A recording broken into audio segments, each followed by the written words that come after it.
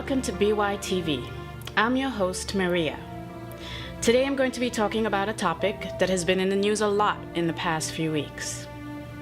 Have you or anyone you know ever been a victim of domestic violence? If your answer is yes, then you know that the experience can have a very traumatic effect on the mind, body, and spirit. Domestic violence, which is also referred to as intimate partner violence, can happen to anyone, regardless of gender, race, sexual orientation, or social status. Despite what many people believe, domestic violence and abuse is not due to the abuser's loss of control over his or her behavior. In fact, abusive behavior and violence is a deliberate choice made by the abuser in order to control you.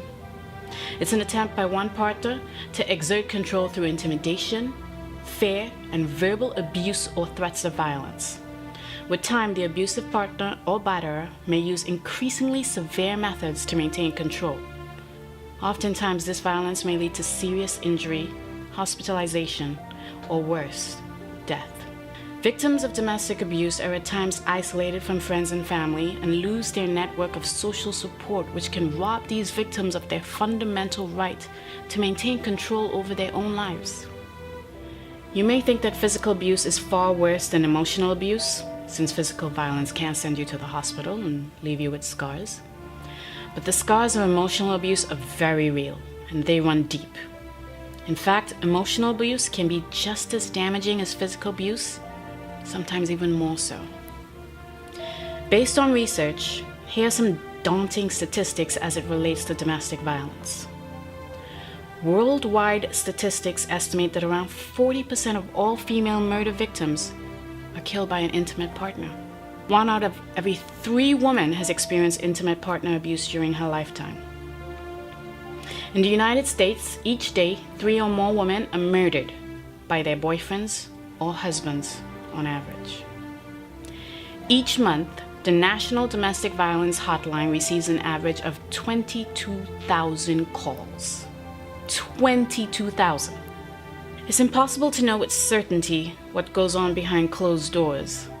However, there are some telltale signs and symptoms of emotional abuse and domestic violence. If you witness any warning signs of abuse in a friend, family member, or coworker, take them very seriously. For anyone who thinks they are a victim, here are a few pointers in recognizing the signs of domestic violence and abuse. Are you in a relationship in which you have been physically hurt or threatened by your partner? Has your partner ever threatened or abused your children? Has your partner ever forced you to have sex when you did not want to? Or does your partner ever force you to engage in sex that makes you feel uncomfortable? Do you ever feel afraid of your partner? Has your partner ever prevented you from leaving the house, seeing friends, getting a job, or continuing your education?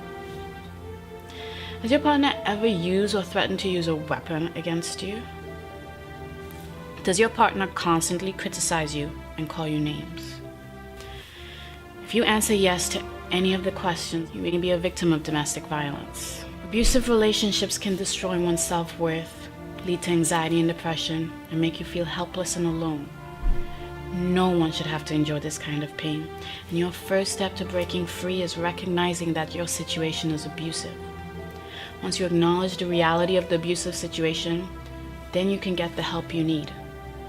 Getting out will require some premeditated planning, but also spontaneous thinking and action on your part.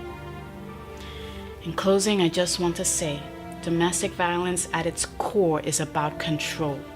In a violent relationship, one person wants to control their partner and will use physical, emotional, verbal, or sexual violence to get and maintain control.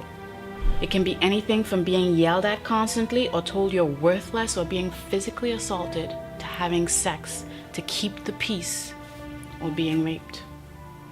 Survivors of violence stay for many reasons. Some stay because they feel they have no one to help them if they go out on their own. Some believe they deserve the abuse because of a mistake their partner says they made. Others stay because they don't believe in divorce. Their religious leader told them they should submit, or because they believe their children are not affected and need their other parent. There are several great facilities that are out there to help a victim get the help they need. A quick web search will reveal them.